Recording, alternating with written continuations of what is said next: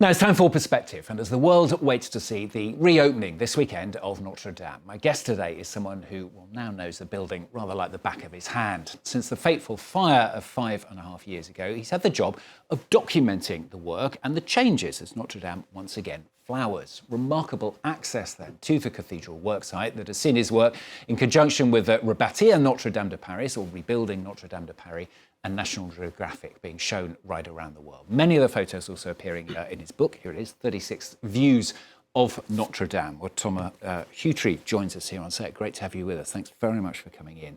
We're going to pick out some of the photos. Let's pick out the first one that you've taken here. It shows an awful lot of scaffolding. So let's look at the image and tell us about it. Okay, well, this is inside the nave of the cathedral. So normally when you walk through the front door, you see this beautiful view of the soaring arches and the vaults. But in this case, everything has been completely covered with scaffolding. So instead of going into this gothic space, it was almost like walking into a space station. Yeah. And everything had changed. The acoustics of the building, you had this tinging and resonating of metal and these very harsh metallic shapes.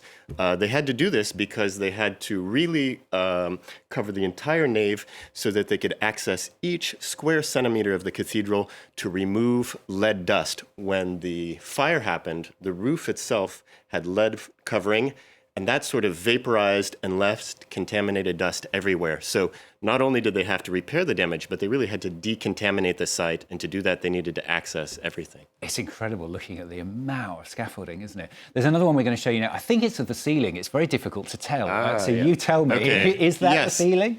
It is a bit abstract here. So what we are seeing here is a very remarkable view that we will hopefully never see again in our lifetimes. I asked a crane operator to bring me above the cathedral and put me in the exact position where the spire used to be. Right. And we are looking straight down. Okay. I thought it was looking up. So no, we're looking straight down. And so the black you see around the edges, those are the top of the vaults. And on top of them are the burnt timbers and the debris from the fire. And then looking in, we see the hole going straight to the floor of the cathedral. And there's some safety nets that they've put in to catch falling debris. And at the bottom, you see this sort of ghostly light. That's where the altar used to be. So we're really looking into the very heart of the cathedral and the wound that was pierced through it on the 15th of April, 2019. It's quite a shocking image, actually, isn't it? Third one is I was going to say it's a much smaller image. It's a much closer image of one of the gargoyles here. Yes. So there are 52, and they're actually not called gargoyles unless they are used as water spouts also. So in this case, these statues are called chimera statues, and there are 52 of them that line the sort of balustrades along the bell towers. And these were actually not added during the medieval days. They were added during the last restoration, which happened in the middle of the 19th century under the architect Viollet-le-Duc. So he designed these. Some of them are quite iconic, fantastical creatures that we know, demons and winged monkeys and all this sort of things. But there's one that's rather sweet, and it's this little baby elephant that's perched down, and it was almost as if he was looking down on the damage of the cathedral. I decided for this particular photo and some other ones to use an old photographic process. Since the statue itself is from the middle of the 19th century, I have an old 19th century camera that you can take photographs with wet plates. And so I brought my whole darkroom, all my equipment there, and it was a lovely way to sort of capture here and now and also the past, and because the past is so important in Notre Dame. You are a lucky man. We're going to keep looking at some of your other pictures while we talk more generally. I mean, what has this project been like? It must have been incredible. I mean, it was really the experience of a lifetime. Most of my other projects, I have really pitched them, formulated them, proposed them. Notre Dame is sort of something that grabbed me and pulled me into it. In fact, in the beginning, I was avoiding photographing Notre Dame to a certain extent because I said, listen, it's in the middle of Paris. It's been photographed for over 100 years. What can I add to it?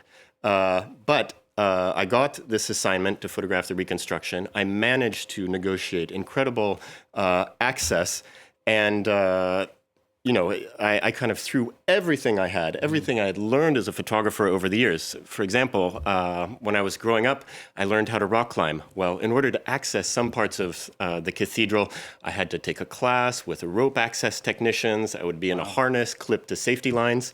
For another project, I learned how to fly a drone in quite sensitive situations. Eventually, I got permits so I could fly my drone inside the cathedral and over the cathedral and see views of it that we've never seen before. And then, of course, the historical photography that I talked about too, I brought that into it. So it's sort of everything I'd learned in my career, there was a way that I could bring that to Notre Dame and bring out something new and see it in a fresh way. They are amazing pictures. They're great. What about the atmosphere amongst the people working there? I mean, a lot of people saying that, that it was such a delight to be a part of that process. What was it like seeing all that, spying on it, if you like?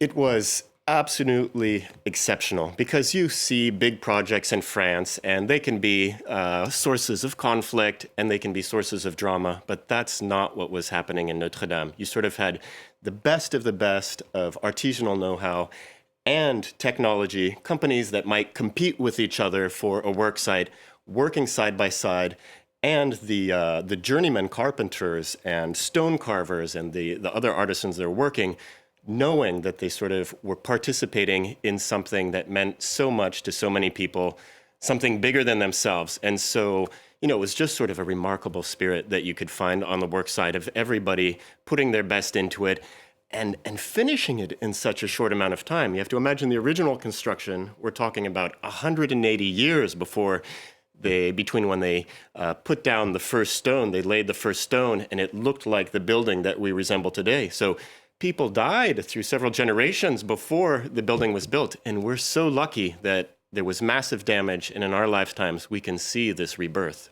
Remarkable. What's it going to be like this weekend? I think it's a big moment of hope for France. It shows a bit, when France gets its act together, how beautifully France kind of needs it at the moment with at the political moment, situation. And maybe we should be inspired at this moment because things can really go well if everybody is on the same page.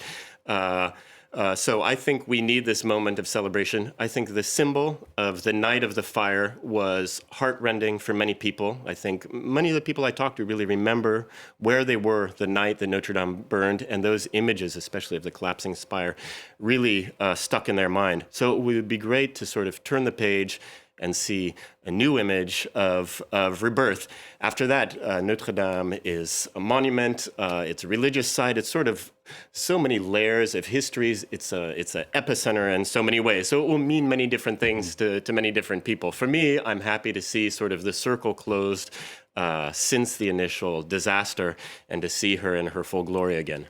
And as a photographer, what on earth do you do next? I mean, surely this must have been the dream job. It's all going to get a bit flat, isn't it? Well, it's funny. I've got another project lined up in the Alps. And actually, there are some parallels there, which is, our planet and nature is suffering from the similar kind of disasters. We have forest fires, we have floods and things like that.